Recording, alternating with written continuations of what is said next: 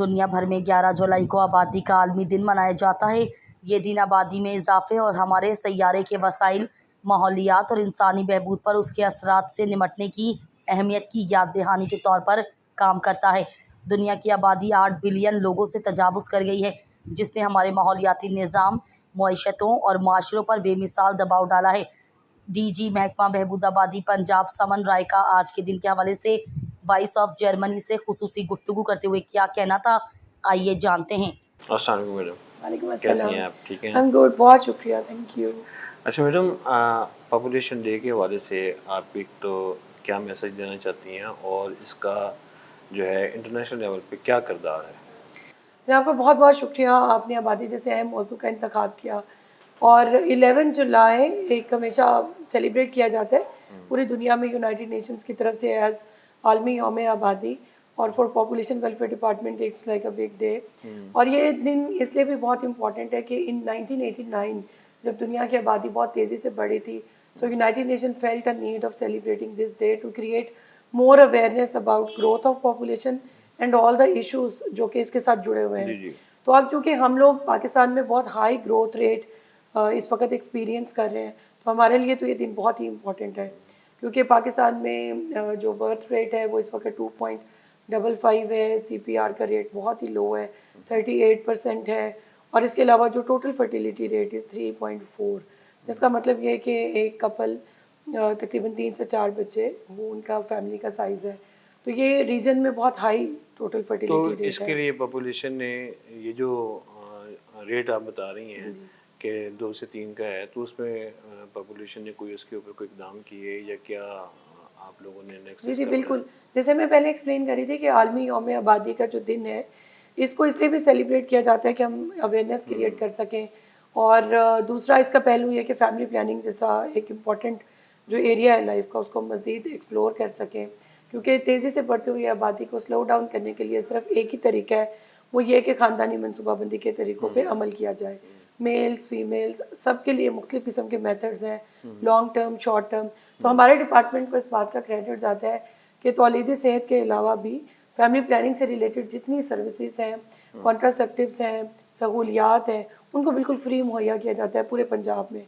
تو اس کے علاوہ ہمارا آؤٹ ریچ اسٹاف ہے، پھر سوشل بیہیویئر چینج کمیونیکیشن کا ہم سہارا لیتے ہیں، بہت سارے اشتہارات آپ نے دیکھے ہوں گے، کیمپینز دیکھی ہوں گی جس میں ہم اویئرنیس کریٹ کرنے کی کوشش کرتے ہیں۔ اور چونکہ اس سال کی تھیم بہت انٹرسٹنگ ہے اور باقی جو سال ہیں ان سے ہٹ کے ہے، جو یونائٹڈ نیشن نے اس دفعہ کی تھیم ڈکلیئر کی ہے وہ یہ کہ ہم انکلوسیو ڈیٹا کی پار کو امبریس کریں تاکہ ہم ایکویٹیبل اور ریزیلینٹ فیوچر کو کریٹ کر سکیں۔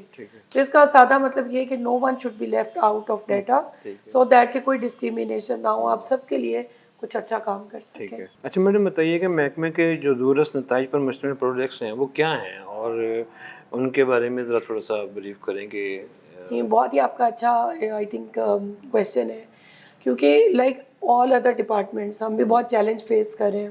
اب ہم کوشش کر رہے ہیں کہ اپنی سروسز کو ایکسپینڈ کر سکیں اور ان کپلس تک بھی پہنچ سکیں جو کسی بھی وجہ سے فیملی پلاننگ اڈاپٹ کرنا چاہتے ہیں لیکن کر نہیں پا رہے۔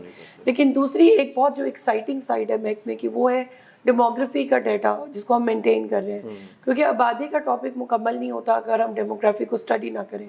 سو ہم ڈیموگرافی کو بہت توجہ دے رہے ہیں، ڈیٹا اکٹھا کر رہے ہیں، اس پہ ریسرچ کر رہے ہیں، سو دیٹ کہ ہم فیوچر میں اچھی پالیسیز لے کر آ سکیں۔ اچھا میڈم یہ بتائیے گا، یہ جیسے خیبر پختونخوا ہیں یا جیسے دوسرے علاقے ہیں جن کو اویئرنیس نہیں ہے اور وہ اس طرف ان کو آنے نہیں دیتے، تو اس کے لیے کیا ادارے کے جو ہیں؟ دیٹس ٹرو، آئی تھنک بہت سارے ایون پنجاب میں بہت سارے علاقے ایسے ہیں کہ جہاں پہ فیملی پلاننگ کو اچھا نہیں سمجھا جاتا، لیکن پھر اسی وجہ سے آئی تھنک گورنمنٹ کی پالیسیز اور ڈپارٹمنٹس اور ایچ آر کا رول آتا ہے۔ تو ہمارے جو سوشل بیہیویئر چینج کمیونیکیشن کی ٹیم وہ دن رات کام کری ہے، پھر اس میں انڈیویجولس کو، کپلس کو ٹیپ کیا جاتا ہے، ان کو بریف کیا جاتا ہے اور پھر ان کو فری کانٹرسیپٹیوز دیے جاتے ہیں، پھر ان کو گائیڈنس دی جاتی ہے کہ سو دیٹ کہ جب وہ اپنا فیملی کمپلیٹ کر لیں تو پھر وہ خاندانی منصوبہ بندی کے طریقوں کو اڈاپٹ کریں تاکہ ان انٹینڈیڈ پریگنینسی سے بچا جا سکے۔ دوسرا، پاکستان میں آپ کو پتہ ہے کم عمری کی شادی کا بہت زیادہ ٹرینڈ ہے، تو اس پہ بھی ہم کوشش کریں کہ ایک ریسٹرینٹ ایکٹ لے کر آ سکیں۔ اور ایک اور بہت جو ایکسائٹنگ ڈیولپمنٹ ہے وہ یہ کہ reproductive health as a basic right, ہم اس پہ بھی کوشش کریں کہ لیجسلیشن ہو سکے۔ ٹھیک ہو گیا۔ یہ جو علماء کرام سے دیگر مالیاتی اداروں سے جو آبادی کو کنٹرول کرنے کا جو سلسلہ آپ نے شروع کیا ہے، اس میں کیا جو ہے آپ کو اس میں رزلٹ ملا ہے، کیا نتیجہ آپ نے اخذ کیا ہے کہ وہ علماء کرام نے اس میں کتنا کردار ادا کیا؟ ہم بالکل، یہ بہت پرٹیننٹ آبزرویشن ہے آپ کا. اور پنجاب کے 10 اضلاع میں ہم نے اپنا ایک پروجیکٹ مکمل کیا، تو اس میں امامس، علماء اینڈ خطیبس، they help us a lot in building a narrative for the, جسے آپ کہہ سکتے ہیں کہ صحت کا پیغام گھر گھر کے لیے. اور اس میں یہ بھی تھا کہ جیسے خواتین اور جو مدرس ہیں اسپیشلی، وہ اپنے بچوں کو فیڈ بھی کروائیں. اور اس کے بعد اب یہ پروجیکٹ ہم نے پورے پنجاب میں تمام اضلاع میں پھیلا دیا ہے. اور اب اوقاف ڈپارٹمنٹ کی سپورٹ سے انشاءاللہ جتنے بھی علماء ہیں وہ ڈپارٹمنٹ کے ان پیغامات کو گھر گھر تک پہنچانے میں مددگار ثابت ہوں گے. اور ہمارے سامنے ایک بہترین مثال، ویسے تو بہت سارے مسلم کنٹریز کی مثالیں دی جا سکتی ہیں، لیکن بنگلہ دیش کی مثال ہے. تو وہاں امامز اور علماء نے بہت ایکٹیولی گورنمنٹ کی اس پالیسی میں امپلیمنٹ کرنے میں بہت اپنا کردار ادا کیا. تو ہمیں بھی امید ہے انشاءاللہ کہ ان کی سپورٹ سے بہت بہتر سچویشن ہوگی. اچھا، یہ جو طلبہ و طالبات ہیں، ان میں آگاہی کیسے آپ لوگ پیدا کریں گے یا کر رہے ہیں، یا ادارے نے ان طلبہ و طالبات کو کیسے اپنی آگاہی جو ہے وہ دی ہے؟ اگر ہم گلوبلی دیکھیں تو یوتھ کا بہت رول ہے. اور آج کا جو نوجوان ہے وہ پھر کل کا فیملی کا ہیڈ ہے اور رسپانسبل پیرنٹہوڈ کو فروغ دے گا انشاءاللہ.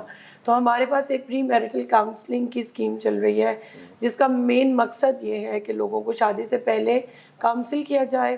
اور خاص طور پہ ایڈس، تھیلیسیمیا اور ہیپاٹائٹس جیسے امراض کا اگر کسی کو سامنا ہے تو وہ پھر بلڈ اسکریننگ کرا سکیں. اور اس کے علاوہ ایک رسپانسبل پیرنٹہوڈ اور بینگ اے سٹیزن، اپنی رسپانسبلٹی کو لوگ مزید اچھے طریقے سے انڈرسٹینڈ کر سکیں. Very good.